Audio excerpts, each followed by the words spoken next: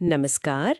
आज हम एक बहुत दिलचस्प किताब पर बात कर रहे हैं। नाम है इकिगाई, खुशहाल जीवन का जापानी रहस्य। हेक्टर गार्सिया और फ्रांसिस्क मिरालिस ने लिखी है। हाँ। और ये वैसी कोई टिपिकल मोटिवेशनल किताब नहीं है कि भाई और मेहनत करो और भागो, बल्कि ये थोड़ी अलग है, शांत सी। बिल्कुल।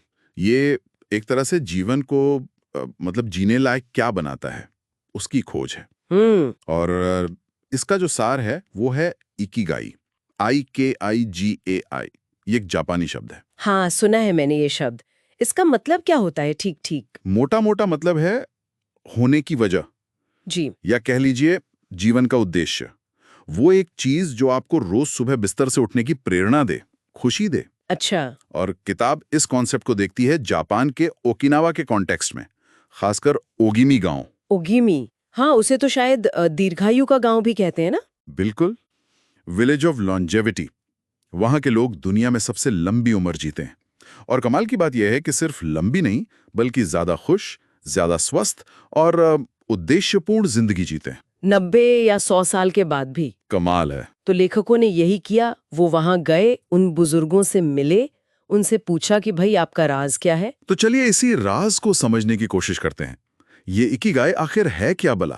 किताब समझाती है कि इकिगाई वहां मिलता है जहां 4 चीजें आकर मिलती हैं। 4 दायरे हैं, समझ लीजिए। 4 दायरे कौन कौन से? पहला, वो जो आपको पसंद है, आपका जुनून, आपका पैशन। दूसरा? वो जिसमें आप अच्छे हैं, आपकी कुशलता, आपका टैलेंट। ठीक है। तीसरा? तीसरा, दुनिया को जिसकी जरूरत है, मतलब आपका मिशन, आप दुनिया को क्या दे सकते हैं। और चौथा? जिसके लिए आपको पैसे मिल सकते हैं, आपका प्रोफेशन या वोकेशन। अच्छा, तो मतलब पैशन, वोकेशन, मिशन और प्रोफेशन, इन चारों का जहां संगम होता है। हाँ बिल्कुल, जब ये चारों मिलते हैं तो आपके पास सिर्फ नौकरी या शौक नहीं होता, आपके पास जीने का एक मकसद होता है। और देखिए, दिलचस्प बात यह है कि इकिगाई का मतलब कोई बहुत ऊंची बड़ी चीज होना जरूरी नहीं है। अच्छा? जैसे किसी के लिए शायद नॉवल लिखना हो, पर किसी और के लिए हो सकता है अपने पोते पोतियों के लिए रोज प्यार से खाना बनाना हो, या किसी के लिए रोज सुबह उठकर अपने छोटे से बगीचे की देखभाल करना। हाँ, मतलब वो छोटी चीजें जिनसे आपको सच में खुशी और संतोष मिले। बिल्कुल। तो फिर ओकिनामी के लोग, वो क्या अलग करते हैं? क्या है उनकी आदतें? सिर्फ खान पान? खान पान तो है ही। उनका वो हारा हाचीबू सिद्धांत काफी फेमस है। हाँ, वो 80% वाला, मतलब पेट पूरा भरने से पहले रुक जाना। हाँ, 80% पर खाना बंद। और उनका खाना ज्यादातर प्लांट बेस्ड होता है। हाँ। हरी सब्जियां, टोफू, शकरकंद, मिसो सूप, ग्रीन टी।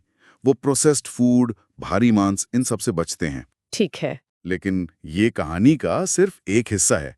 शायद इससे भी ज्यादा जरूरी है उनका जिंदगी जीने का नजरिया। नजरिया जैसे कि वो कभी सही मायनों में रिटायर नहीं होते। सच में? मैंने भी सुना था कि 100 साल के किसान भी खेत में काम करते हैं। हाँ, और 90 साल की महिला शायद पड़ोसियों के लिए राइस बॉल्स बना रही होती हैं। इसलिए नहीं कि उन्हें करना पड़ता है, बल्कि इसलिए कि उन्हें उसमें खुशी मिलती है। वो उनका इकिगाई है। एग्जैक्टली। उनका एक मंत्र जैसा है, जब तक जियो हाथ व्यस्त रखो, बिजी हैंड्स हैप्पी लाइफ। लेकिन ये व्यस्तता वो भागदौड़ वाली नहीं है, वो धीमा जीवन जीते हैं। धीमा जीवन मतलब जल्दबाजी नहीं, मल्टीटास्किंग नहीं। बिल्कुल। वो खाने के लिए, चाय पीने के लिए, पड़ोसियों से बात करने के लिए, या बस यूं ही धूप में बैठने के लिए वक्त निकालते हैं। वो वर्तमान में जीते हैं, फोकस के साथ, आभार के साथ। ये आजकल बड़ा मुश्किल लगता है करना। है तो। और इसी से जुड़ी एक और चीज है, फ्लो की अवस्था। फ्लो मतलब वो जब आप किसी काम में इतने खो जाते हैं कि समय का पता ही नहीं चलता। हाँ वही। ओकिनामे के लोग रोज कुछ ना कुछ ऐसा जरूर करते हैं जिससे उन्हें फ्लो महसूस हो, चाहे वो पेंटिंग हो, बागवानी हो, कोई क्राफ्ट हो या संगीत। पैसे या नाम के लिए नहीं, सिर्फ उस काम को करने की खुशी के लिए। बिल्कुल, just for the Joy of doing it. और उनके सामाजिक बंधन, उनका क्या रोल है? किताब में मोआए का जिक्र आता है। हाँ, मोआए।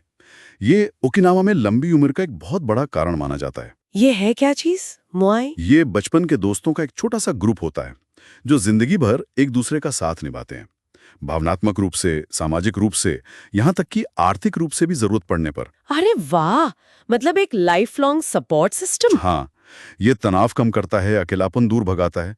सोचिए, पूरी जिंदगी के लिए आपके पास ऐसे दोस्त हों जो हर सुख दुख में साथ हों। ये तो बहुत ही खूबसूरत बात है।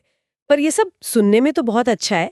क्या इसका कोई साइंटिफिक बेसिस भी है या ये बस कल्चरल बातें? नहीं, विज्ञान भी इसे सपोर्ट करता है।